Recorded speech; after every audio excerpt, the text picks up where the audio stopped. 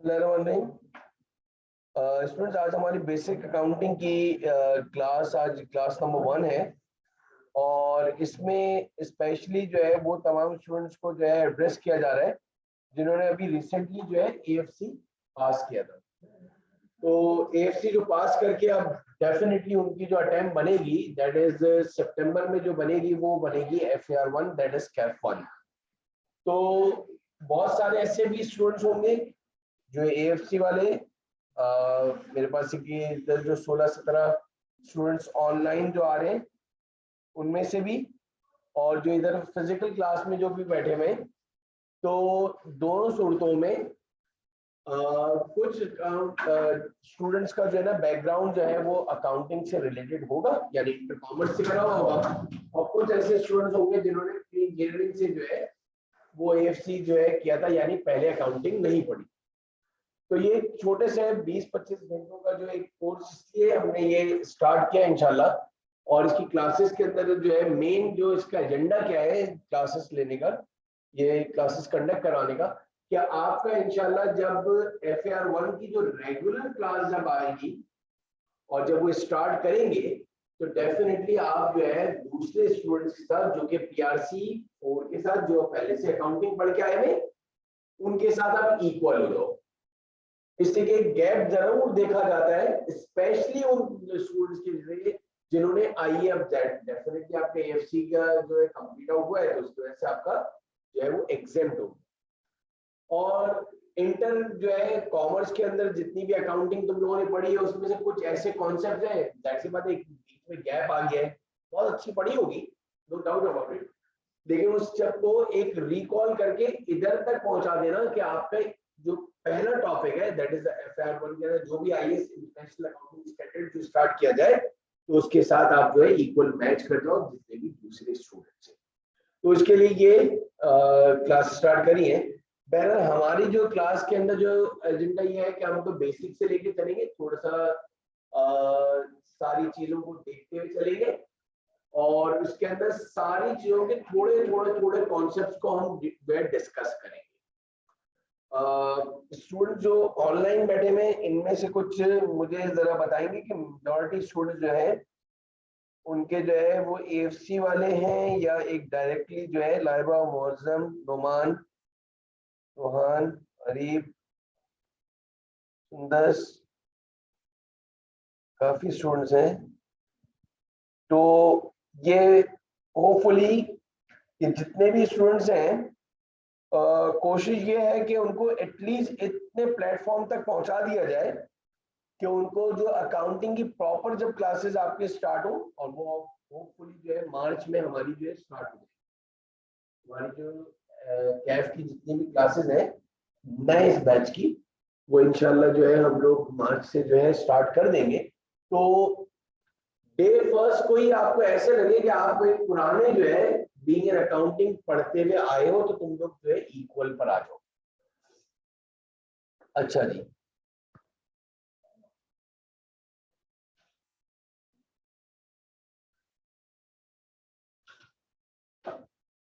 Next अगर देखें हम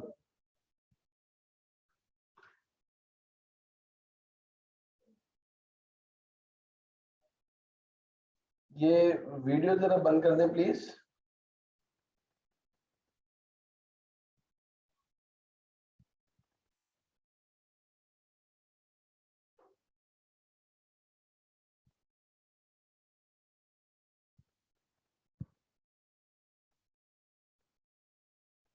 अच्छा जी, स्टार्ट देते हैं वेरी फर्स्ट डेफिनेशन से। एक वर्ड आपने सुना होगा बिजनेस, एक वर्ड सुना होगा आप लोगों ने, क्या किस चीज का बेटा? बिजनेस, तिजारत, कारोबार। What is the definition of the word business? कोई ऐसी फबिया, कोई ऐसी फबिया क्या कुछ कोई ऐसी नाम है सनत, कोई ऐसी definition? What is the definition of business? कुछ दिमाग में आ रहा हो, कोई पुराना, कोई उर्दू में कोई भी डेफिनेशन, कोई भी कैरेक्टरिस्टिक, व्हाट इज मेरे फादर बिजनेस करते हैं, मेरे अंकल बिजनेस करते हैं, मेरे रिश्तेदारों में बहुत सारों के बिजनेस है, बोलते नहीं मैं बिजनेस करता हूं। तो what is the word, that word business means? कुछ भी शेयर करना चाहो तो सना। Very good, profit and loss, सही है दिया। दिया ने बोला कि भाई सर प्रॉफिट एंड लॉस है। बहुत सारे लोग ये इसमें कहते हैं buying and selling, buying and, कभी लिखा हुआ आता है सर इंपोर्ट एंड एक्सपोर्ट, कभी बोलते हैं सर एक्सचेंज ऑफ कमोडिटीज, कोई बोलता है sir exchange of ideas and shares. सारी बातें किसके लिए हुई कहा? बिजनेस के लिए। ये सारी मैं कह सकता हूँ जितने भी स्टूडेंट्स हैं इधर भी माशाल्लाह जो जवाब दिए, मेरा सवाल ये है कि ये सारी की सारी जो आपने बताया कि सर इंपोर्ट एंड एक्सपोर्ट को ही कहता है, कोई बोलता है सर एक्सचेंज ऑफ कमोडिटीज, कोई बोलता है सर ट्रेडिंग। याद रख लो ये सारी कैरेक्टरिस्टिक्स हैं जो कह सकते हो कि इसके अंदर इसकी बिजनेस की कैरेक्टरिस्टिक्स है। लेकिन मेन जो ऑब्जेक्टिव है, जो मेन गोल है, जो मेन प्रोस्पेक्टिव है किसका? बिजनेस का। Any activity for seeking profit is called business. Business सिर्फ और सिर्फ और सिर्फ और सिर्फ प्रॉफिट के लिए है, इसके अलावा कोई सेकंड इसका ऑप्शन है ही नहीं। अभी मैं इसकी बात नहीं कर रहा कि वो कम प्रॉफिट हो, ज्यादा हो, बहुत ज्यादा हो। Any activity for seeking profit while bearing risk है, सही है, वेरी गुड, तुमने बहुत अच्छी डेफिनेशन कंप्लीट। लेकिन सबसे इजीएस्ट में क्या बोल दोगी? Any activity for seeking profit is called business. तो साथ साथ ये लिख भी लेना, any activity for seeking transaction, सही है, कैरेक्टरिस्टिक में सही बताया सीधा। सुंदर से आपने बिल्कुल प्रॉपर डेफिनेशन बताई बच्चे। Main objective is profit and loss, ये बिल्कुल सही है। ये जरा लिखना शुरू कर दो साथ साथ सारे student. Any activity for seeking profits. अच्छा अब क्या है, ये सब कुछ बताना क्यों जरूरी है? हम फिर अपने जो है टॉपिक पे भी आ जाएंगे। Seeking profits is called business. To earn money ना, प्रॉफिट का मतलब टू पैसा कमाना। Any activity for seeking profits is called business. Next heading mark करोगे, what are the different types of business. अच्छा इससे पहले मैं एक और चीज को जरा बात करूंगा कि जो बिजनेस की जो ऑर्गेनाइजेशन है ना, बिजनेस की जो ऑर्गेनाइजेशन है बच्चे, बिजनेस ऑर्गेनाइजेशन, उसको इदारा बोलो, कोई कंपनी बोलो, बिजनेस ऑर्गेनाइजेशन। तो और जरा सा एक और भी अच्छी तुम्हारे पास जरा सुन रहे हैं तो एक दो लाइन की और चीज सुन लो कि मेनली मार्केट में दो डिफरेंट किस्म की ऑर्गेनाइजेशन होती है। एक होती है प्रॉफिट ओरिएंटेड बिजनेस, दो किस्म के बिजनेस होते हैं बेटा, एक होता है प्रॉफिट ओरिएंटेड और एक होता है नॉन प्रॉफिट ओरिएंटेड। सर ये क्यों बताया जा रहा है? ताकि तुम्हें समझ में आ जाए कि तो हमारे जो टॉपिक में किसको पढ़ना है। नॉन प्रॉफिट ओरिएंटेड बिजनेस, ये जितनी भी तुम्हारे पास एनजीओ दिखते हैं, सैलानी वेलफेयर देखा होगा आप लोगों ने, जेडीसी, आपके पास Edhi foundation, Aman ambulance, Ansar Burney trust, जितने भी ट्रस्ट हैं ये सारे के सारे बेस्ट एवर एग्जांपल है non profit oriented business, non profit oriented organisation. इधर इस फोरम पे सर ये क्यों बताया गया? हम FAR1 में भैया जितना भी टॉपिक पढ़ेंगे इंशाल्लाह, FAR1 में भी मुझसे मुलाकात रहेगी, तो FAR1 में जितने भी हम टॉपिक्स पढ़ेंगे सारे प्रॉफिट ओरिएंटेड बिजनेस पढ़ते हैं। हमारे कोर्स में नॉन प्रॉफिट ओरिएंटेड का एक ही सवाल है और उसका एक ही चैप्टर है, बाकी पूरा 80% कोर्स प्रॉफिट ओरिएंटेड है बच्चे। यानी हमें इसकी बुक्स सीखनी है, इसकी बुक्स नहीं सीखनी। मेनली हमारा जो कंसर्न होगा वो प्रॉफिट ओरिएंटेड बिजनेस को। और सबसे बड़ा फर्क क्या है, ये जितनी भी नॉन प्रॉफिट ओरिएंटेड ऑर्गेनाइजेशंस हैं ये किस पे चलती है, चैरिटी पे चलती है, डोनेशंस पे चलती है। लोग उनको जो है मुखय्यर हज़रात क्या करते हैं, पैसे देते हैं, इसके अंदर ज़कात, खैरात सारी चीजें दी जाती है। लेकिन ऑन द अदर हैंड जो प्रॉफिट ओरिएंटेड बिजनेस है उसमें तो एक्सचेंज ऑफ कमोडिटी होती है, यानी कस्टमर से हम पैसे लेते हैं और उसको हम गुड्स देते हैं, कस्टमर से हम पैसे लेते हैं उसको सर्विसेज देते हैं। तो this is called profit oriented business, this is called profit oriented business. इसके अंदर चाहो तो कुछ जो है डेफिनेट एग्जांपल साथ साथ में भी लोगे तो और अच्छा हो जाएगा। नॉन प्रॉफिट ओरिएंटेड बिजनेस के अंदर, नॉन प्रॉफिट ओरिएंटेड बिजनेस के अंदर आपके पास जो है सैलानी वेलफेयर, एडी फाउंडेशन। जब ये इधर स्टार्टिंग में जब मैंने क्लास ली है तो मैं इसलिए बताना चाह रहा हूं ताकि तुम्हें समझ में आ जाए कि हमारे कैफ 1 में यानी FAR 1 के अंदर 80% जितनी भी बुक्स ऑफ अकाउंट्स हम बनाएंगे था वो किसकी बनाएंगे, प्रॉफिट ओरिएंटेड बिजनेस। और जो 20% का एक सवाल है जो हमारा NPO के ऊपर होगा, तो बच्चों को जरा समझ में आ जाता है कि ये जो है सारी नॉन प्रॉफिट ओरिएंटेड। हाँ, इधर एक और बात मैं क्लियर कर दूं कि दोनों के अंदर याद रख लेना, दोनों की बुक्स ऑफ अकाउंट में फर्क होता है। सर फर्म्स एग्जांपल है प्रॉफिट ओरिएंटेड की, बिल्कुल फर्म्स एग्जांपल, कोई सी भी फर्म हो, कोई सी भी कंपनी हो, प्रॉफिट ओरिएंटेड है तो प्रॉफिट ओरिएंटेड। हाँ, नॉन प्रॉफिट ओरिएंटेड के अंदर आपके पास ये जितनी भी आपको मैंने सैलानी मुझे लिख लिया उन्होंने, अमन foundation, JDC are the best ever examples of non profit oriented। चले जी आगे बढ़ते हैं, मैंने कहा जरा सा बताते हुए चले जाए तो ज्यादा अच्छा हो जाता है।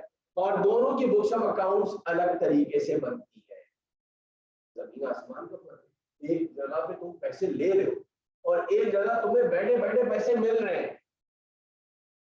तुम खुद तो सोचो, इधर कस्टमर आ रहे हैं तो तुम्हारी जान निकाल के आ रहा है, मैं पैसे दे रहा हूँ मुझे चीज सही दो, क्वालिटी सही हो, इधर लाखों रुपए देके सिर्फ एक रसीद लेके चले जाते हो। इतना बड़ा फर्क है, जरा बात का समझना हो। भाई मुझे कोई चेक देकर आया, भाई ये डोनेशन है, ज़कात है, व्हाटएवर, उसके अगेंस्ट में उसको कुछ दे थोड़ी रहे, for the sake of humanity, for the sake of सवाब जवाब, बात करें जजा सजा। बहरहाल आगे बढ़ते हैं। नेक्स्ट देखो, इससे आगे अगर हम बात करें तो डिफरेंट टाइप्स ऑफ बिजनेस की हेडिंग मार्क कर लेना सारे बच्चे। तो हमारे पास जो कैफ 1 के जितने भी वो प्रॉफिट ओरिएंटेड पढ़ेंगे यार। इससे आगे जितने भी स्टूडेंट्स हैं ऑनलाइन वाले, साथ साथ लिखते जाओगे जरा तेजी से। मौजम, नोमान, लाइबा, हुजैमा, और कोई भी सवाल हो यू कैन फ्रीली आस्क बेटा। लेकिन ये जरा सा हम जो इधर तक कर लेंगे उम्मीद कि आप लोगों का दायरा वकार, क्या आप लोगों को जो है शुरू की इनिशियल सारी चीजें क्लियर हो जाएंगी। Different types of business, what are the different types of business. Accounting expert ने कौन कौन से डिफरेंट टाइप्स के बिजनेस बताए आपको, इससे आपका और भी चीजें क्लियर हो जाएंगी। डिफरेंट टाइप्स ऑफ बिजनेस लिख लो, there are 3 different types of business. Total 3 different किस्म के बिजनेसेस हैं बेटा। There are 3 different types of business बच्चे। Number 1, manufacturing business।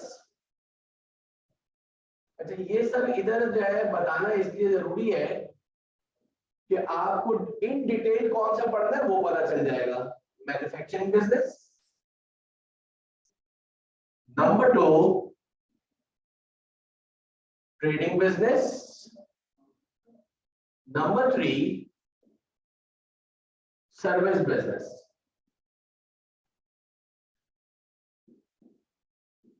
Manufacturing business,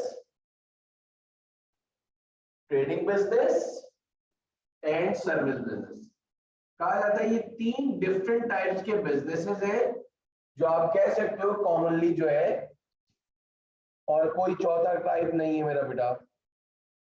बिल्कुल सही है, सुंदर।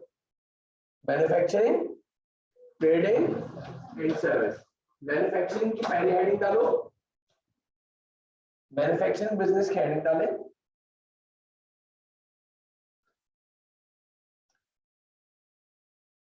देखो, in manufacturing business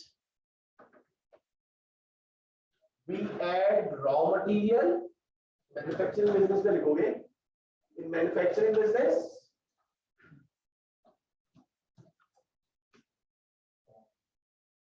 in manufacturing business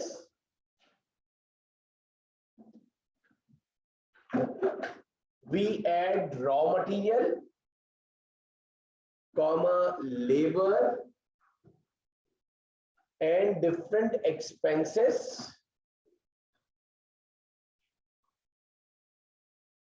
to make a product, to make a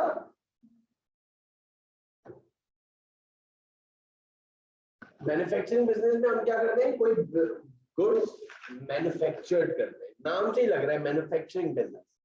We add raw material, comma, labor and different expenses to make a product, and after making that product we sell out at above cost.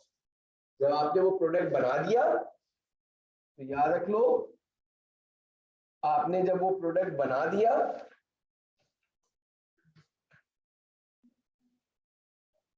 after making that product we sell out at above cost. For example, हमने markers बनाने की factory open करी, raw material लिया, labour ली, different expenses लिए, factory का setup डाला, चलो अभी बड़ी मान मुश्किल से जितनी भी थी तगो दौड़ से ये बन गया।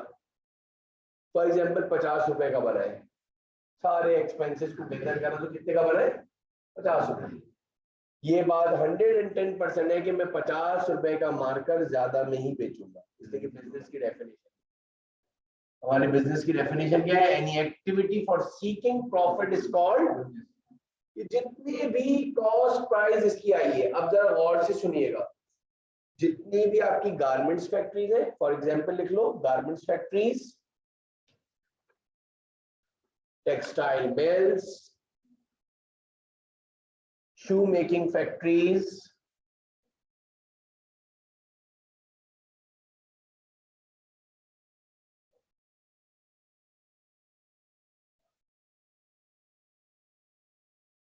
टेक्सटाइल मिल हो गई, गारमेंट्स फैक्ट्रीज हो गई, शू मेकिंग फैक्ट्रीज हो गई, are the best ever example of manufacturing business. जितनी भी तुम्हें फैक्ट्रीज दिखती है सारी बेस्ट एवर एग्जांपल है मैन्युफैक्चरिंग बिजनेस। जितनी भी फैक्ट्रीज है, चाहे छोटी हो बड़ी हो, चाहे आपके इलेक्ट्रॉनिक आइटम बन रहा हो, चाहे आपके शूज बन रहे हो, चाहे आपका कपड़ा बन रहा हो, चाहे आपका गारमेंट्स बन रहे हो, are the best ever example of manufacturing business. अब जरा गौर से सुनिएगा एक और बात, कैफ के अंदर जब तुम लोग कॉस्ट अकाउंटिंग पढ़ोगे, क्या पढ़ोगे बच्चे, कॉस्ट अकाउंटिंग को डिटेल में तुम मैन्युफैक्चरिंग बिजनेस को कैफ 3 के अंदर पढ़ेंगे, that is cost accounting. Sir क्या मतलब, सारे ऑनलाइन वाले स्टूडेंट्स भी और से सुनना, तुम्हारा जो कैफ के अंदर कैफ 3 है that is the cost accounting, उसके अंदर इन डिटेल तुम पूरी मैन्युफैक्चरिंग बिजनेस को पढ़ोगे, कौन सी किस्म का जो है मटेरियल को किस तरह रिकॉर्ड करना है, लेबर को किस तरह करना है, ओवरहेड्स है, एक्सपेंसेस है, how you can find out the cost price of a product. एक मुजाहिदा है, बिल्कुल एक्यूरेट कॉस्ट निकालना किसी तरह भी आपको कंपलसरी है। करेक्ट कॉस्ट निकालना क्यों जरूरी है, कोई बताएगा? Very good, selling price, to set the selling price. जो इंसान करेक्ट कॉस्ट प्राइस नहीं निकाल सकता तो how we can set the selling price.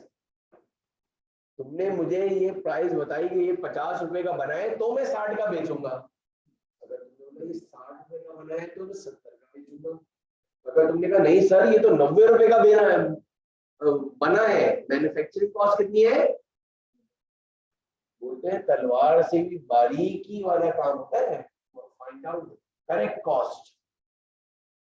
Kaif 3 के अंदर इन डिटेल पढ़ा जाएगा मैन्युफैक्चरिंग बिजनेस को कितने टाइप की जो है कॉस्ट है क्या नहीं है। तो याद रख लेना, आपके पास कभी पूछा जा सकता है कि why we have to find out the cost of the product. Cost unit मालूम करना क्यों जरूरी है? To set the selling price.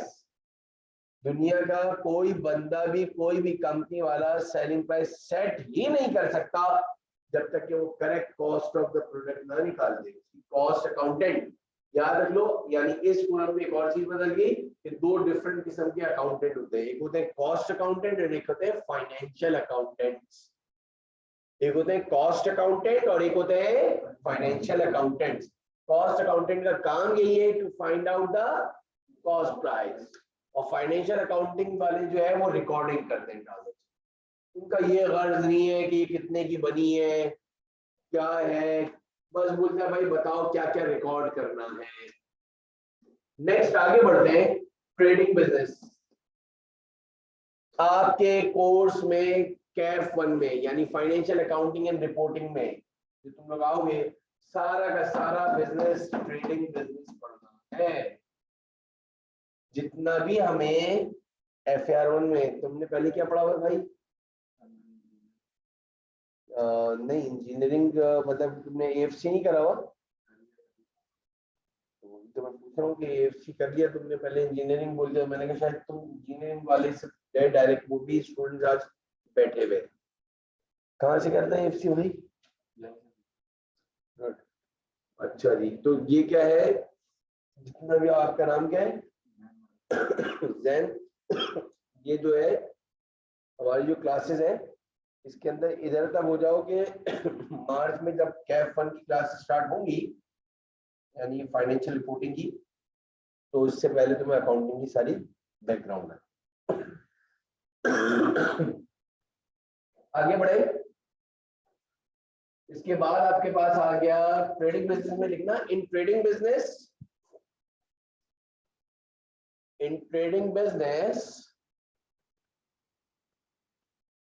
First we purchase the finished goods.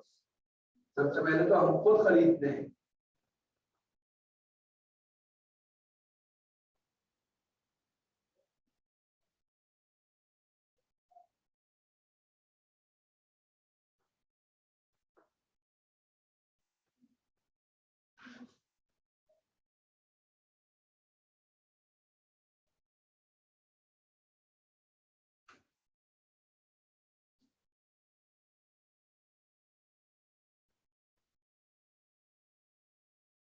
In trading business, first we purchase the finished goods.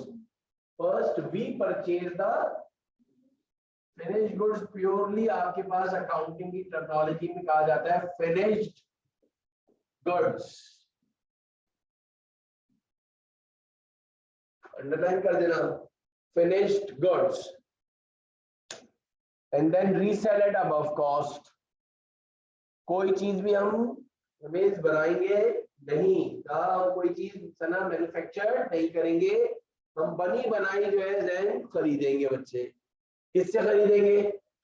Manufacturing वालों से। किससे खरीदेंगे? Wholesaler से, मिडिल मैन वाले से, रिटेलर से। यानी रिटेलर जो है किससे खरीदेगा? मैन्युफैक्चरिंग वालों से। याद रखें, लिखो इसके अंदर, इन trading business first we purchase the finished goods and then resell at above cost. बिल्कुल तैयार बनी बनाई चीज हम खरीदेंगे और इसके बाद हम उसको बेच देंगे, उसके अंदर प्रॉफिट ऐड करेंगे and then resell at above cost. हमें नहीं मतलब कि ये कितनी मेहनत से बना है, इसमें कौन सा प्रोडक्ट डला है, लेबर कौन सी लगी है, मशीनें कौन सी लगी हैं, केमिकल कौन सा यूज हुआ है, प्लास्टिक कौन सा यूज है। हमने तो बने बनाया जो है 70 रुपए का खरीद लिया और इस 70 रुपए को 80, 90, 100 में जो भी है वॉटेवर प्राइस लगा के, नया प्राइस टैग लगा के बेच दिया। तुम्हारे कैफ 1 के अंदर जितने भी आपके पास अकाउंटिंग है वो सारी तुम किसकी पढ़ोगे, ट्रेडिंग बिजनेस। कैफ 3 के अंदर, कैफ 1 के अंदर हम ट्रेडिंग बिजनेस पढ़ते हैं, इसलिए ये बच्चे को एक डिफरेंट पर्सपेक्शन से जब बच्चा पढ़ता है फिर उसको बिल्कुल परफेक्ट समझ में आ रहा था लेक्चर क्या हो क्या रहा है। कैफ 3 के अंदर तुम इन डिटेल ये पढ़ो, कैफ 3 के अंदर तुम मैन्युफैक्चरिंग बिजनेस को डिटेल लो। इसमें एग्जांपल डाल दो, for example Imtiaz store, Nahid, chase value, ये आपके पास है, आप लोग जाते हो। बेस्ट एवर एग्जांपल है आपके पास ट्रेडिंग बिजनेस। हाँ जितनी ये आउटलेट्स लिख दो, आरजे मॉल, मॉल लिख दो, बिल्कुल सही।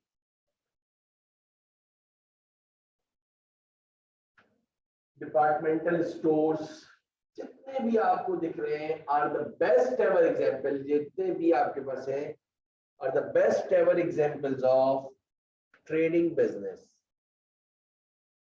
नेक्स्ट हेडिंग डालोगे service business.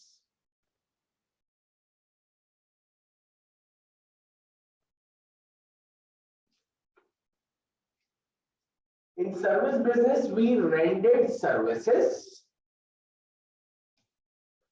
In service business, we rented services, and against that services, we charge prices.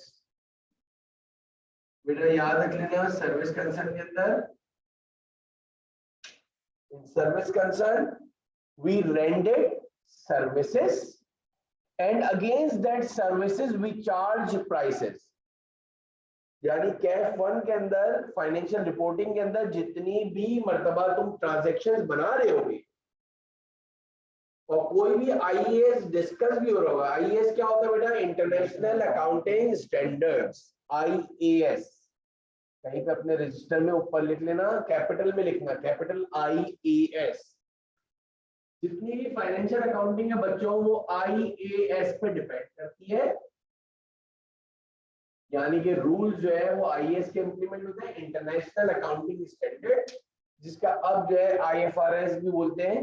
पहले आईएएस होते थे, इंटरनेशनल अकाउंटिंग स्टैंडर्ड, और तकरीबन समझ लो आईएएस के अंदर 40 के करीब लगभग जो है रूल्स आए थे, जिसमें 3-4 उन्होंने ऑब्सोलीट कर दिए, 37-38 रूल्स उधर है, फिर उधर से फिर आईएफआरएस स्टार्ट हो गए।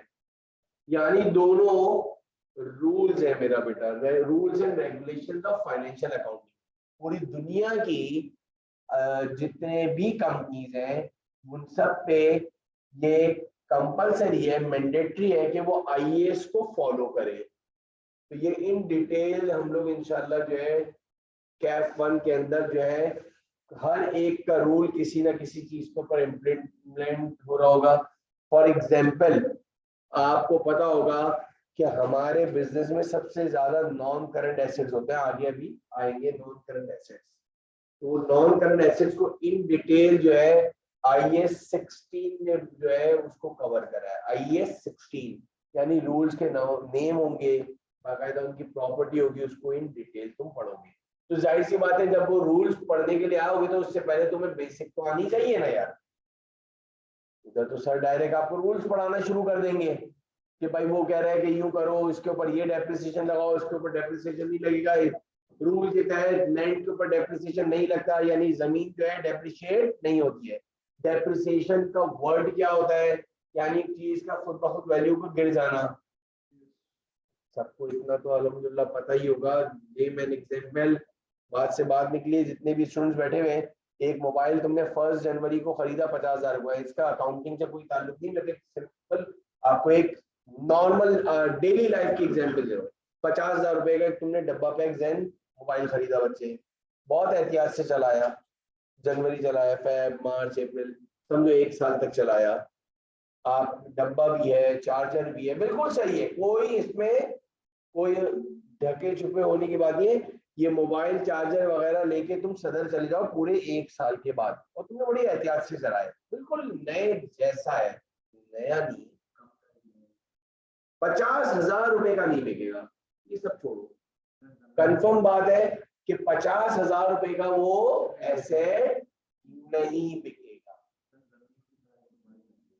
जब तो कह रहा हूँ कि जमीन पे डेप्रिसिएशन नहीं लगता। ये सब किसने बताया? ये अब्बू ने थोड़ी बताया है, ये IAS 16 में बताया है। ये इसको इन डिटेल किस में पढ़ूंगा? IAS 16 में। इसके ऊपर डेप्रिसिएशन लगेगा, इस पे डेप्रिसिएशन नहीं लगेगा, तुमने बताया। तो उससे पहले तुम्हें ये तो पता होना चाहिए कि नॉन करंट एसेट्स है कौन कौन से। तो उसके लिए ये सारी एग्जांपल्स, प्रॉपर्टी प्लांट इक्विपमेंट, बिल्कुल सही बोल रहे दानिश। चले आगे बढ़ते हैं, नेक्स्ट में आ जाओ बच्चे। तो हाँ बेटा, अभी इसकी डेफिनेशन लिखी।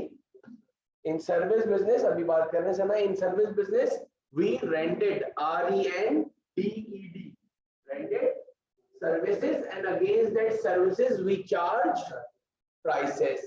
For example लिख लो, डॉक्टर्स, इंजीनियर्स, बैंकर, यानी सना दुनिया में जितने भी लोग जॉब कर रहे हैं, कहीं पर भी जॉब कर रहे हैं, गवर्नमेंट के इदारे में, प्राइवेट कंपनी में, किसी स्कूल में, किसी इंस्टीट्यूशन में, किसी फैक्ट्री के अंदर, किसी कंपनी में, किसी बैंक में, तो याद रख लो वो सर्विस बिजनेस के अंदर जो है इन्वॉल्व है।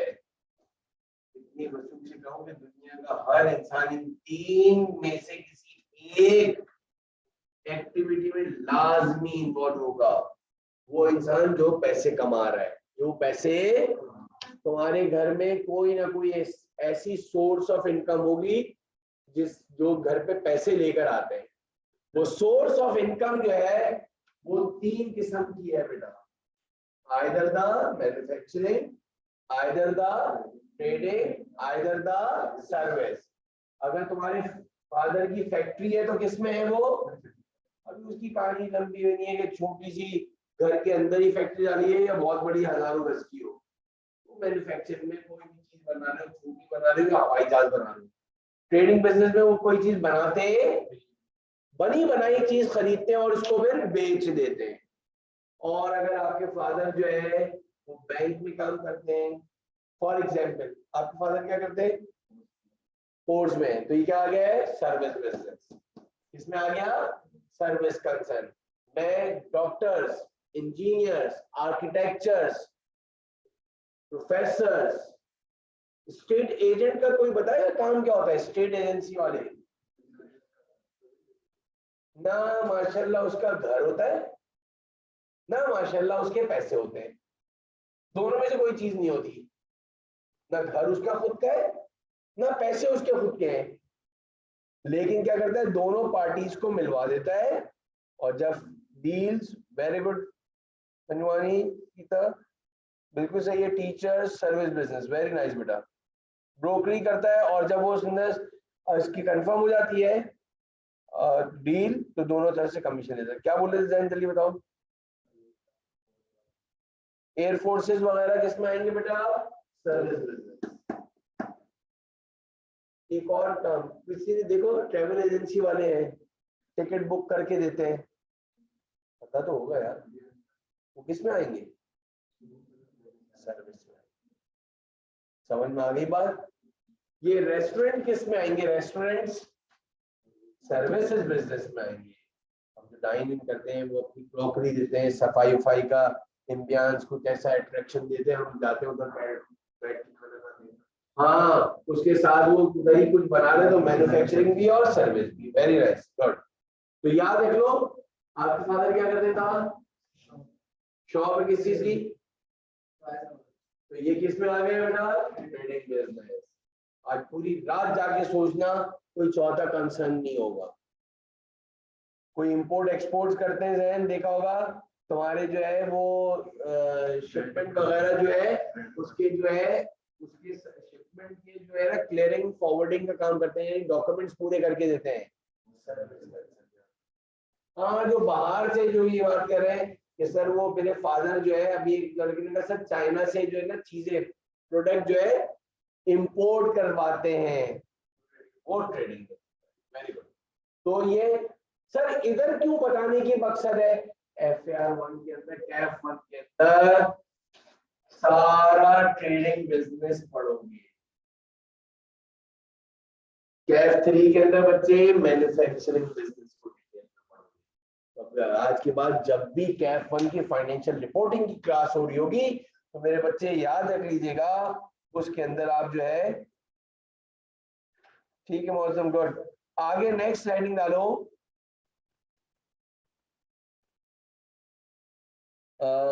Types of ownership in business, types of ownership in business.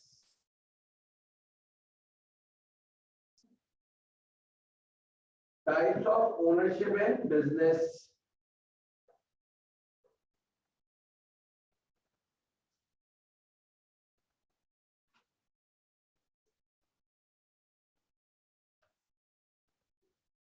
लिख लो नंबर 1 या लिख लो there are 3 different types of ownership in business. There are 3 different types of ownership in business.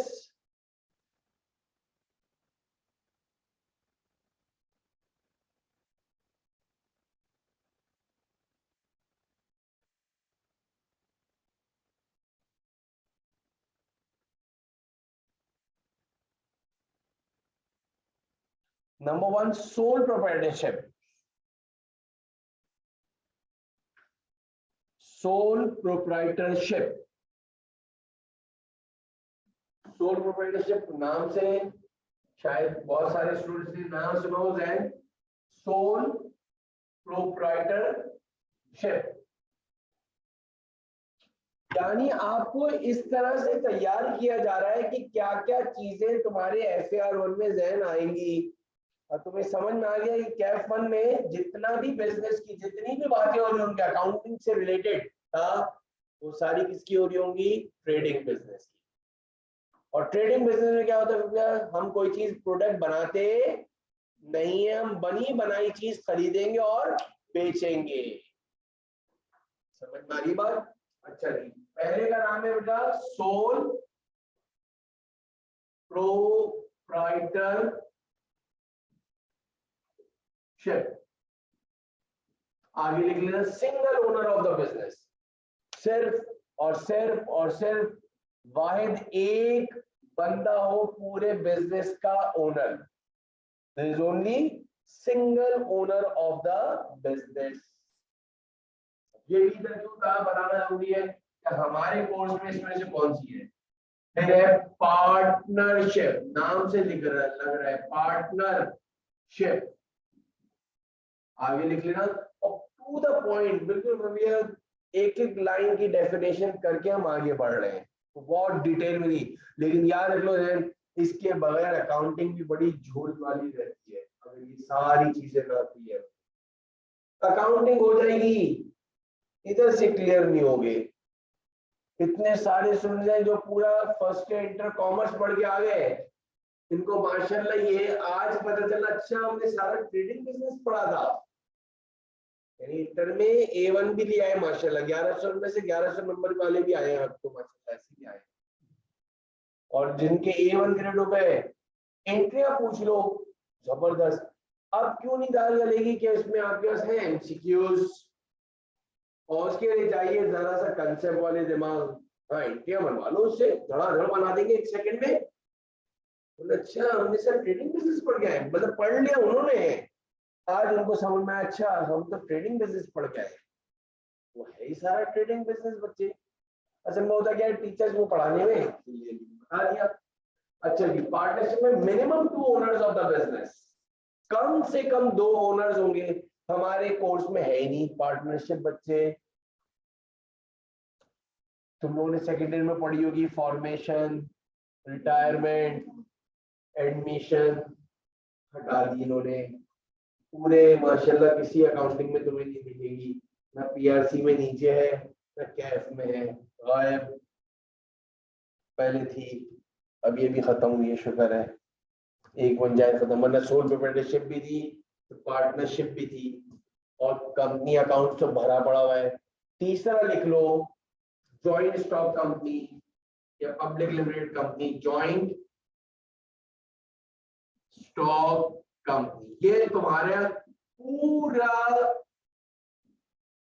FAR1 Kaif 1 पूरा joint stock company पर है बेटा, और PRC 4 जो अभी तुम लोगों जो एग्जेम्प्ट हो गया है वो सारा सोल प्रोप्राइटरशिप पे था। बात समझ में आई? जितने भी सर इसमें क्या है, जॉइंट स्टॉक कंपनी की डेफिनेशन लिख लेना।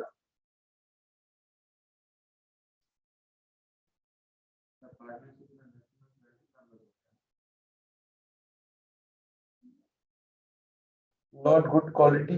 अली अहमद क्या चीज की बेटा? 2 ओनर्स हो गए, सही है।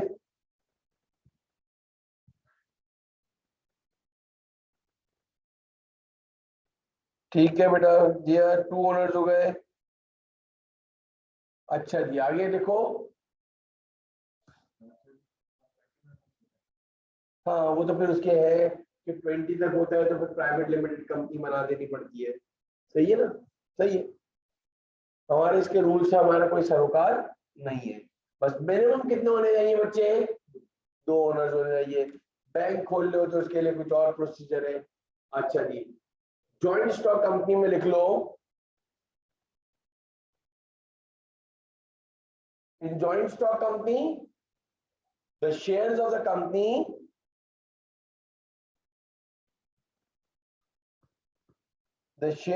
Company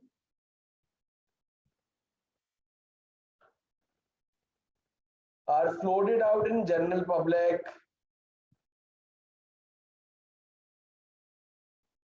in joint stock company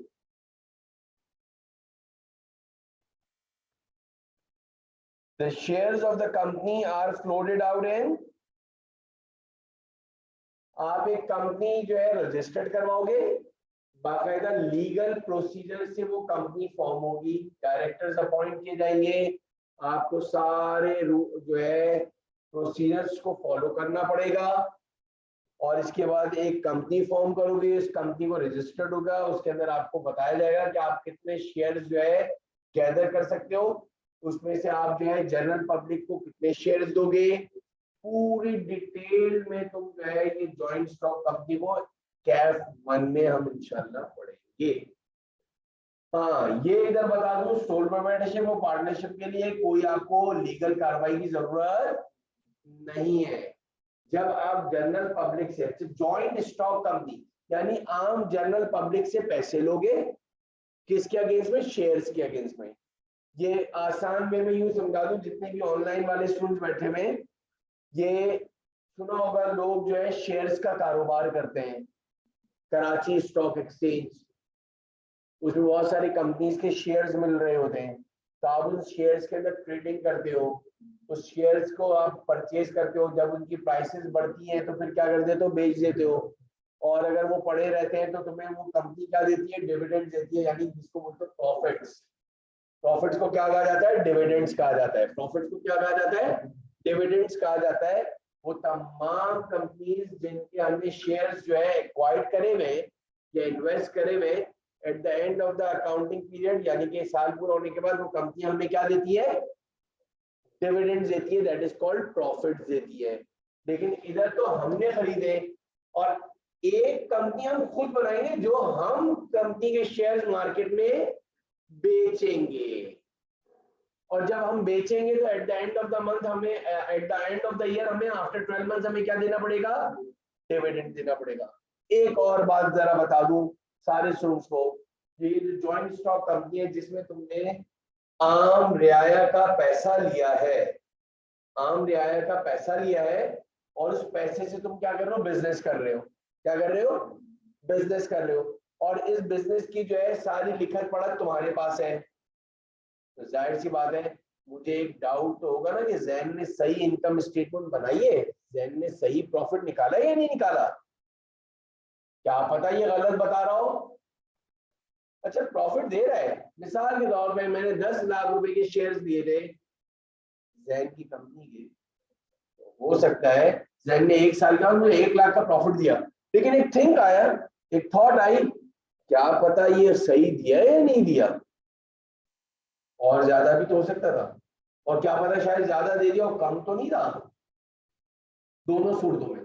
तो आपको क्या करना पड़ेगा? मेरा कहने का मकसद, I mean to say that आपको अपनी कंपनी का ऑडिट करवाना जरूरी है। ये जो ऑडिट फर्म वाले ऑडिट करते हैं, जिसके लिए तुम्हारे वो चार्टर्ड अकाउंटेंसी में के फर्म के अंदर जो आपकी आर्टिकल्स इंटर्नशिप होती है, तो वो आपको ऑडिट के लिए जो है किसी क्लाइंट के पास भेजते हैं ट्रेनिंग के लिए। ये वही तमाम कंपनीज है जिनके शेयर्स, जिनके पब्लिक के पैसों से इन्होंने ये बिजनेस स्टार्ट करा। अब पब्लिक गौर से सुनो, लाखों लोगों को शेयर्स भेज दिया। हर कोई अगर अकाउंट चेक करने के लिए आते तो सुबह तो लाइन लग जाएगी माशाल्लाह, करोड़ों लोग बाहर को बोल रहा बुक दिखाओ, चेक करवाओ। कितने लोगों को चेक करवाए भाई। तो इस चीज को ओवरकम करने के लिए कंपनीज ऑर्डिनेंस के अंदर एक चीज कंपलसरी कर दी कि अगर आपकी जॉइंट स्टॉक कंपनी है और लोगों का आपने शेयर्स के पैसे लिए हैं तो उसको ऑडिट करवाना कंपलसरी है। ऑडिट का मतलब चेकिंग करवाना कि सही सब कुछ लिखा है भाई ने। और वो ऑडिट कंपनी कौन अपॉइंट करता है? वो ऑडिट कंपनी जो है शेयर होल्डर्स अपॉइंट करते हैं। इस बंदे से चेक करवाओ, फर्गूसन से चेक करवाओ, डिलॉयट से चेक करवाओ, ईवाई से चेक करवाओ, भाई हमें आपके ऊपर भरोसा नहीं है। यानी डायरेक्टर अपना चेकिंग करने वाला बंदा खुद नहीं रख सकता। खुद सोचो फौरन, फिर वापस से जो है एक डाउट आएगा, यार ये अपना बंदा क्यों नहीं कर रहा है, यानी कुछ सेटिंग है, लग रहा है कुछ ऐसी बातचीत चल रही। चलो आगे बढ़ो, नेक्स्ट देखो। तो हमारे इसमें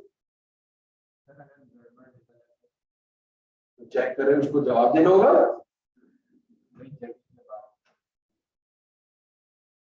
चेकिंग के बाद तो सही करेगी कंपनी, वो तो प्रेजेंट कर देगी शेयर होल्डर्स को। जो आई है रिपोर्ट, लेबोरेटरी में चेक करवाने जाते हैं, टेस्ट जो भी आता है लेबोरेटरी वाला दे देता है ना कि टाइफाइड है या नहीं है, क्लियर है।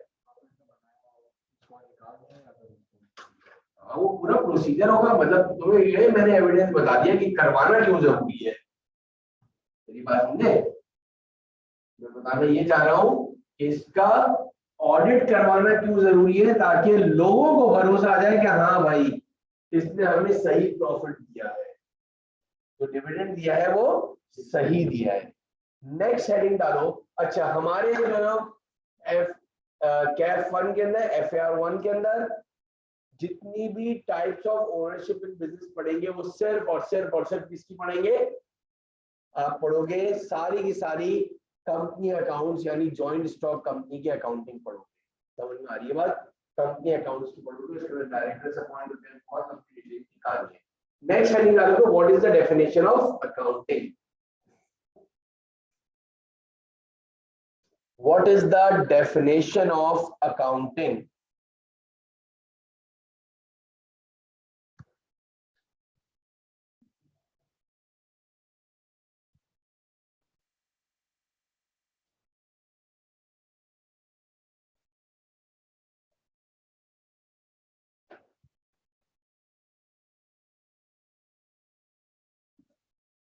What is the definition of? लिखो, सबसे पहली डेफिनेशन तो ये लिख लो, accounting is the language of business. Accounting is the language of business. Accounting is the business में बोले जाने वाली जबान।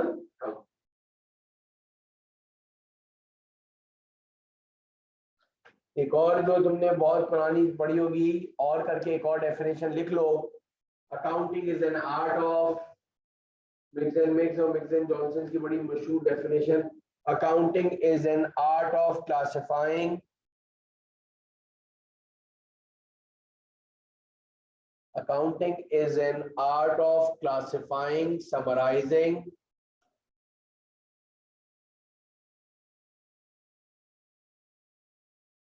accounting is an art of classifying, summarizing, manipulating and interpreting the financial records of the business.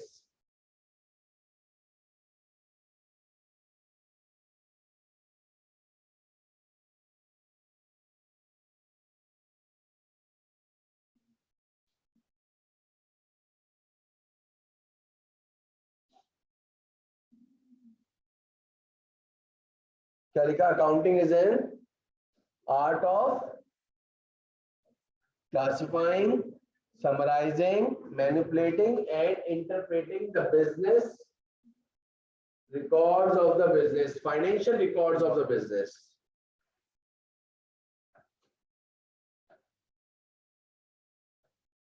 कुछ चीजों के हम summarise करेंगे, कुछ एनालाइज करेंगे, कुछ छोटी मोटी कैलकुलेशन प्लस माइनस की भी होती है और फिर इंटरप्रेट कोई रिजल्ट भी निकालेंगे financial records of the business. Business में जितने भी फाइनेंशियल रिकॉर्ड्स है, नंबर वाले जितने भी डिजिट्स हैं, उनको इंटरप्रेट भी करेंगे, समराइज भी करना पड़ता है। तो ये सारी अकाउंटिंग की डेफिनेशन है।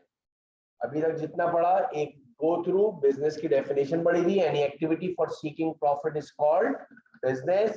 फिर हमने सेकंड टाइम में पढ़ा कि what are the different types of business to manufacturing. उससे पहले हमने पढ़ा ऑर्गेनाइजेशन ना, दो टाइप की, प्रॉफिट ओरिएंटेड और नॉन प्रॉफिट हो गया बच्चे। इसके बाद types of different types of business, manufacturing, trading और सर्विस हो गया। तो उसको डिटेल में बताया कि क्या क्या है। उसमें से हमें ट्रेडिंग बिजनेस का पता चला। अच्छा, ट्रेडिंग बिजनेस जहां पे लिखा था उधर आपने डेफिनेशन लिखी थी, फिनिश्ड गुड्स। अंडरलाइन करा हुआ है, FINISHED, फिनिश्ड गुड्स। जरा सारे स्टूडेंट ऑनलाइन वाले भी फिनिश्ड गुड्स की कहीं पे भी एक हेडिंग डाल के उसकी डेफिनेशन लिख लो, रेडी फॉर रीसेल पर्पस। बिल्कुल तैयार हो जो बेचने के लिए, रेडी फॉर रीसेल पर्पस।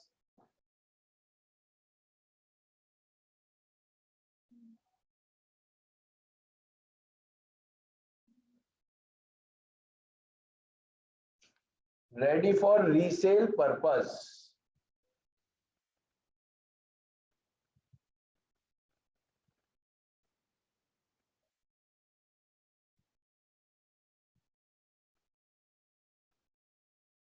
बिल्कुल तैयार हो जो गुड्स बेचने के लिए। अच्छा जी, नेक्स्ट हेडिंग डाल दो अकाउंटिंग की डेफिनेशन के बाद, अकाउंटिंग इक्वेशन। Accounting equation.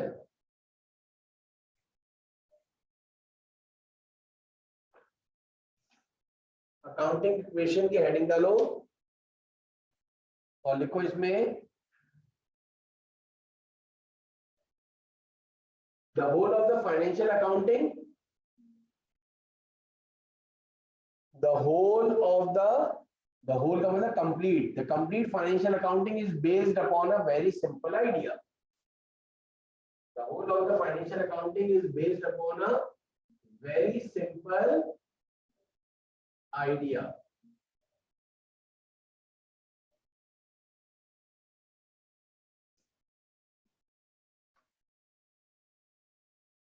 फिर रिपीट कर रहा हूं, जरा सुनो। The whole of the financial accounting is based upon a very simple, और वो आइडिया क्या है? Resources in the business is always and always equals to resources supplied by owner। ये कहना गलत नहीं होगा। सबसे पहले ये एक डेफिनेशन कहो या एक कॉन्सेप्ट जो है सबसे पहले इजाद हुआ। सारे स्टूडेंट जरा गौर से अच्छी तरह पढ़िएगा, सुनिएगा जरा, और अच्छी तरह आपका कंसेप्ट क्लियर हो जाएगा। The whole of the financial accounting, जो पूरी दुनिया की फाइनेंशियल अकाउंटिंग है, वो सबसे सिंपल बेस करती है एक सिंपल आइडिया पे। और वो सिंपल आइडिया क्या जनरेट करा बच्चों? The whole of the financial accounting is based upon a very simple idea था। क्या सिंपल आइडिया है? रिसोर्सेस इन द बिजनेस है हमेशा बराबर है resources supplied by the owner. Resources supplied by the owner. जितने भी रिसोर्सेस बिजनेस में लगे, छोटे बड़े, बहुत बड़े, बहुत बड़े, जितने भी रिसोर्सेस बिजनेस में लगे हैं और बिजनेस बिजनेस की भी हमने डेफिनेशन बच्चे पढ़ ली है। Any activity for seeking profit, profit कमाने के लिए जितने भी रिसोर्सेज लगाए तुमने, वो सारे के सारे रिसोर्सेज जो है वो ओनर ने सप्लाई करे, जो उसका ओनर है। नेक्स्ट टाइम में लिख लो, जब ये इक्वल टू करके जब आपने इक्वेशन लिख ली, resources in the business is always and always equals to resources supplied by the, तो नीचे नेक्स्ट टाइम में लिखो इन financial accounting resources in the business is called assets। Accounting expert बोल रहे हैं जितने भी रिसोर्सेज बिजनेस में लगे हुए होते हैं, मैं फिर बार बार बोल रहा हूँ, चाहे वो छोटा हो बहुत बड़ा रिसोर्स हो, बस काम वाली चीज हो, फायदा पहुंचाने वाली चीज हो, इन financial accounting resources in the business is called assets। Inverted comma में लिख देना और फिर लिख लेना इन financial accounting resources supplied by the owner is called capital। In financial accounting, resources supplied by the owner is called capital। Resources supplied by the owner is called capital। Hence accounting equation is, full stop क्या देखोगे, hence accounting equation is, और फिर सारे बच्चे ये एक लिख लेना asset equals to capital। जी हाँ बेटा, ये अकाउंटिंग की सबसे पहली डेफिनेशन, ये अकाउंटिंग की पहली इक्वेशन ये है एसेट इक्वल्स टू कैपिटल। पहले मैं कंप्लीट कर लूं, उसके बाद कोई भी सवाल हो तो you can freely ask. Online वाले भी जरा साथ साथ लिखते जाओ तो आपके लिए बेनिफिशियल हो जाएगा, सारा जल्दी कवर हो जाएगा। मैंने बोला the whole of the financial accounting is based upon a very simple idea. और जैन क्या सिंपल आइडिया हमने शेयर करा था, तो रिसोर्सेज इन द बिजनेस हमेशा बराबर होगा resources supplied by the owner. सही है सना? तो आपने बोला कि financial accounting resources in the business is called asset, or in financial accounting resources supplied by the owner is called capital। तो hence accounting equation का पहली accounting equation क्या हो गई, assets equals to capital, कोई दो राय नहीं, asset equals to capital। अब next paragraph में लिखो on the other hand, सारे सुन जरा गौर से सुने, ऑनलाइन वाले भी साथ साथ लिखते जाओ। तो पहली अकाउंटिंग इक्वेशन हो गई asset equals to capital. Next लिखोगे on the other hand, next paragraph से लिखोगे on other hand if resources in the business, on the other hand if resources in the business is supplied in two ways। अब दूसरे and से क्या बोल रहा है कि अगर रिसोर्सेज जो बिजनेस में है वो सप्लाई किया जाए टू वेज से, on the other hand if resources in the business is supplied in two ways, फिर IE करके लिखो, that is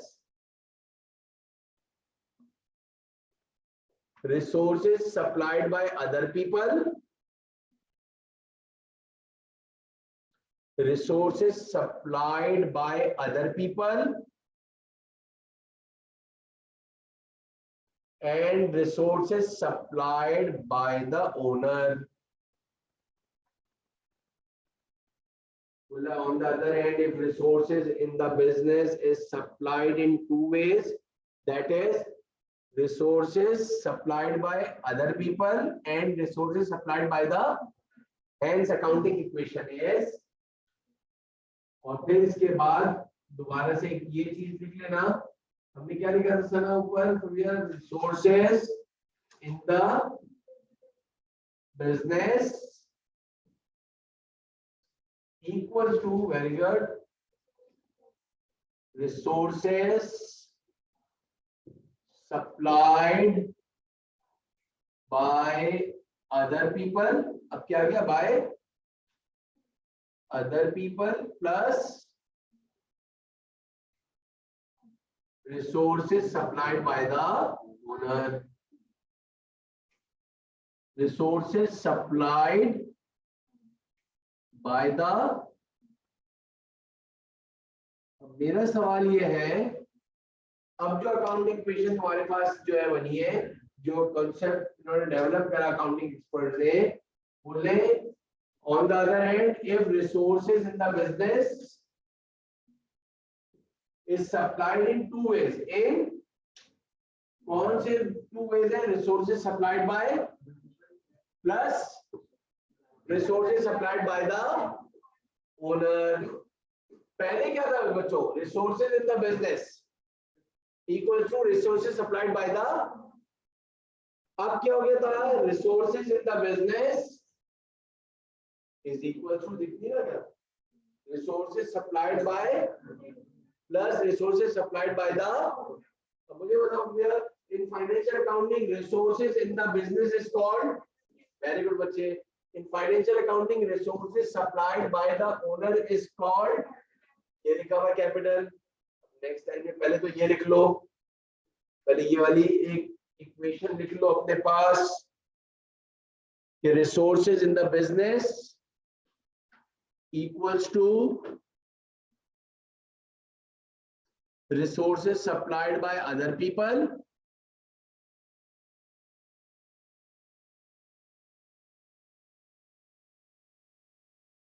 resources supplied by other people plus resources supplied by the owner. जब ये equation लिख लो, फिर इसके बाद जरूर ये लिख देना कि इन financial accounting resources supplied by other people is called liabilities. In financial accounting, very good Noman, बिल्कुल सही है Noman. Resources supplied by other people is called liabilities.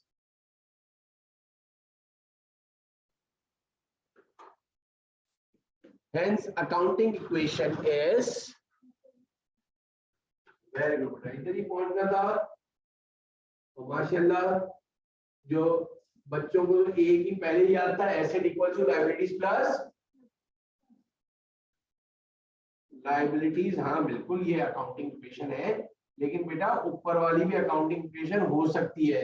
अगर किसी बिजनेस के अंदर ओनर के पास कोई भी लायबिलिटी नहीं है, अगर ओनर ने एक भी पाई पैसा किसी से उधार नहीं लिया है, तो फिर उसकी अकाउंटिंग इक्वेशन क्या बनेगी, खुद सोचो.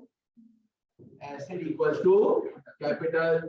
इसकी बहुत आसान सी एग्जांपल मैं यूं देता हूं, जरा ऑनलाइन वाले स्टूडेंट भी नोमान जरा ये देखना. मियां वकार सुंदर, एक बात बताओ जरा मुझे, एक साहब ने बिजनेस स्टार्ट करा जिसमें 1000 रुपए पैसे लगाए, 1000 लगाए, और पूरे के पूरे जो है सर ना, वो पूरे के पूरे ओनर ने लगाए हैं, उसकी अकाउंटिंग इक्वेशन क्या होगी जरा मुझे बताओ भाई. ये एसेट तो 1000 के थे और ये 0 है और ये 1000 है इधर, तो एसेट इक्वल टू क्या हो गया, ये भी अकाउंटिंग इक्वेशन है. अब इसके अंदर तुम जितनी बरकत डाल दो, 10,000 लगाए 10,000, 1 लाख लगाए 1 लाख, 1 करोड़ लगाए 1 करोड़, 10 करोड़ रुपए लगाए 10 करोड़, पूरे के पूरे किसने लगाए. बिल्कुल सीधा टान के बोल रहा है, कोई बंदा ये नहीं है कि कोई आके मुझसे एक पैसे का जो है कोई तकाजा कर ले. एक पाई, 1 रुपया तो बहुत सारा है. इसमें अगर एक कील भी लगी हुई है ना, तो वो मेरे पैसों से लगी है.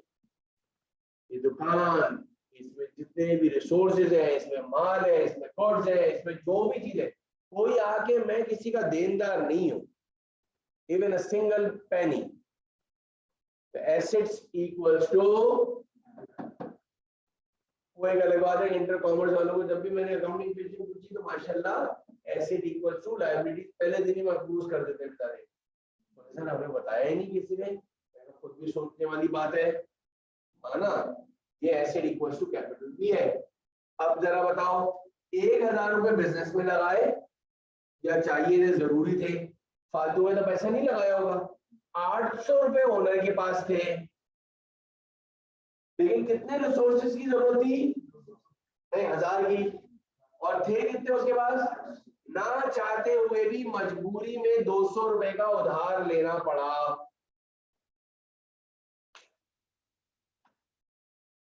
इन्वेस्टमेंट इन द बिजनेस बिल्कुल सुंदर एसेट में आएगा, बिल्कुल बिल्कुल सही कह रही हूँ।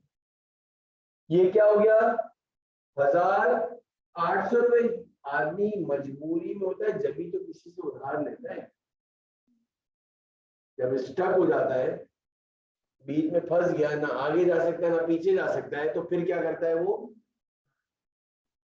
मिसाल के तौर पे जैन ने एक बिजनेस स्टार्ट करा, फिजिबिलिटी आगे पीछे हो गई महंगाई की वजह से, मिसाल दे रहा हूं, 50 लाख रुपए इनके पास खुद के थे अपने, पूरे 50 लाख रुपए इन्होंने लगा दिया कैपिटल, कोई आउटलेट खोली थी, कोई शोरूम खोला था, कोई जगह ली थी, कहीं पे कोई बिजनेस स्टार्ट करा, 50 लाख रुपए लगा दिए ओनर ने, सब कुछ तैयार है बेटा, माल नहीं है माशाल्लाह बेचने के लिए, हवा है बस।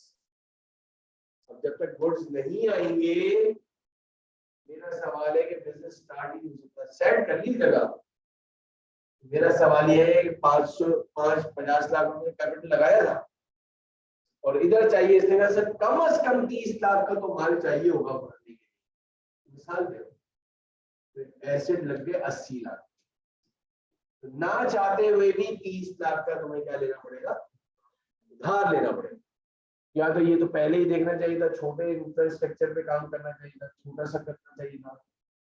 अगर कुछ लोगों की सोच होती है कि नहीं सर बिल्कुल भी उधार नहीं होना चाहिए, शुरू में ही अगर हम फंस गए परेशान हो जाएंगे, बिल्कुल सही कह रहे हो, तो भाई छोटा करो बिजनेस।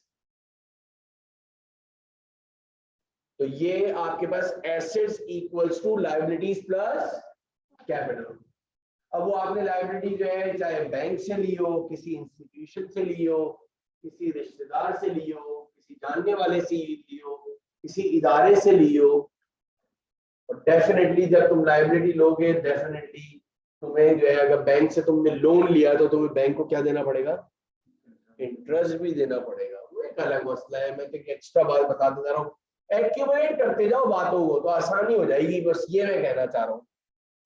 बता मैं सब कुछ रहा हूँ, उसको तुम एक डाइवर्सिफाइड फॉर्म के अंदर जितने भी ऑनलाइन वाले, कभी कोई चीज बीच में आएगी, कभी कुछ और चीज आएगी, जितना कंफर्टेबल, किया अपना पढ़ाने का एक आइडिया है, शेयर कर रहा हूँ तजर्बा, जितना कंफर्टेबल जोन में और कितनी जो है होल्डिंग पोजीशन में पढ़ोगे इतना आसान लगेगा। आपका कॉन्फिडेंस ही आपको पास करवाता है। आपका कॉन्फिडेंस होगा, अबे मैं तो पास हो, तो तुम पास हो जाओगे। बच्चा पेपर से पहले खुद बोल रहा है सर अल्लाह ही पास करवाए। वो सीए के अंदर, ये सीए में नहीं चल सकता, इंटर में शायद पास हो जाए में। बच्चा की बॉडी लैंग्वेज से सर, हाँ सर निकल जाएगा, और हाँ बेटा कैसा वो पेपर सर पता नहीं, मतलब बिस्मिल्लाह उसने जो शुरू करी ना, उसने आते के साथ जो पहला फीडबैक दिया, हाँ बेटा कैसा हुआ मुख्तार कैसे पेपर सर, ये मतलब उसकी, अब वो जितनी भी आगे लंबी करे ना, कर यूं करा तो टाइम नहीं हुआ तो इसमें फंस गया था तो इधर ये हो गया, अब वो सारी ये अपनी गाने हैं सारे, गाने काट के अगर बात की जाए तो मतलब लुढ़क गया। अब वो पास हो गया तो वो खुद भी परेशान है कैसे पास हो गया। उसने अपने जहन में बना लिया है तो यार देख 50-50 है, और एक बच्चा आता है सर भाई कैसे बोल रहे हैं सर यार पेपर, अच्छा एक लड़का बोलता सर अगर मैं तो इतना ही कॉन्फिडेंट था और मैं लुढ़क गया, तो बेटा आपने इतने कॉन्फिडेंस से गलत पेपर करा, इतने कॉन्फिडेंस से आपने गलत पेपर, वो ओवर कॉन्फिडेंस। चलो आगे बढ़ो भाई, नेक्स्ट देखो, तो हमारे पास ये अकाउंटिंग की इक्वेशन हो गई, asset equals to liabilities plus capital. Rules इसके बाद लिख लो हेड्स ऑफ अकाउंट्स।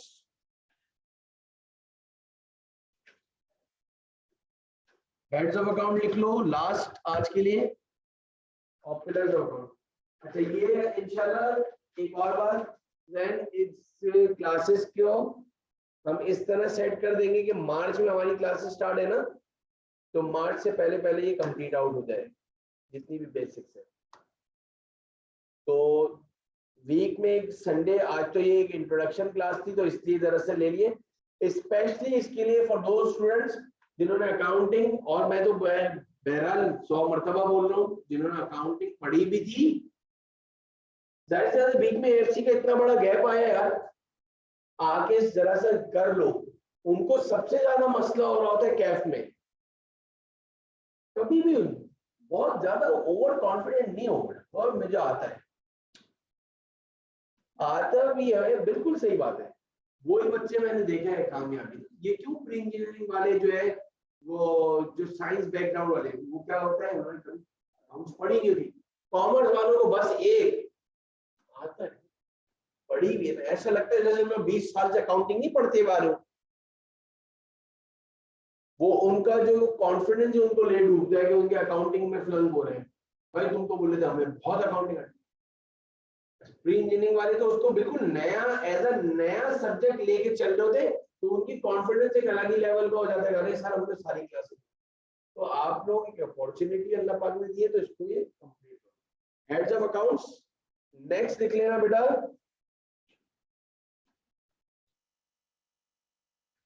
हाँ जी, शुरू की जो है ये जितनी क्लासेस है वो बेसिक की ही है, जिसके अंदर आपकी ये कंप्लीट हो जाएगा ना बेटा।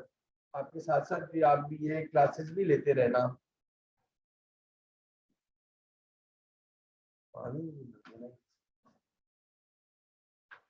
देख लेना, there are 5 heads of account.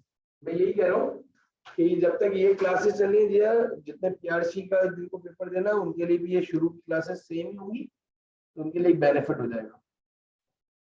ठीक है, समझ गई बात।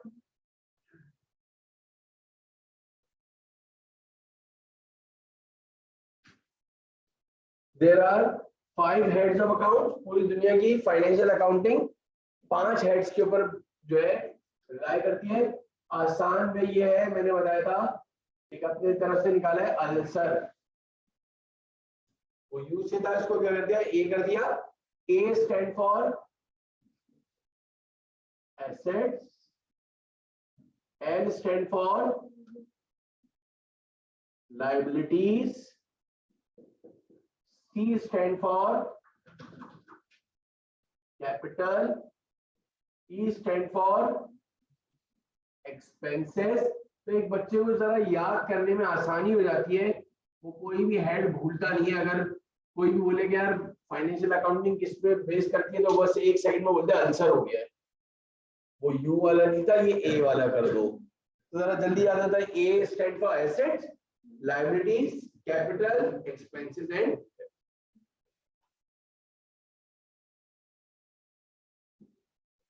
चले बेटा, आज के लिए इतने काफी है, फिर इंशाल्लाह नेक्स्ट क्लास में इससे आगे कंटिन्यू करेंगे। ठीक है बेटा। सीता, सुंदर, ताहिरा, उमिया, फौजान, रायबा, खदीजा, अल्लाह हाफिज।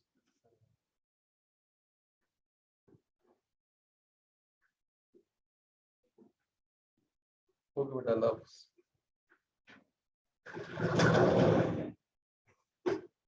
ठीक है बेटा, वो आपको जो है लिंक मिल जाएगा, तो फिर सेकंड क्लास के लिए आ जाएगा आपको ग्रुप पे, जिसमें वो ऐड हो दो।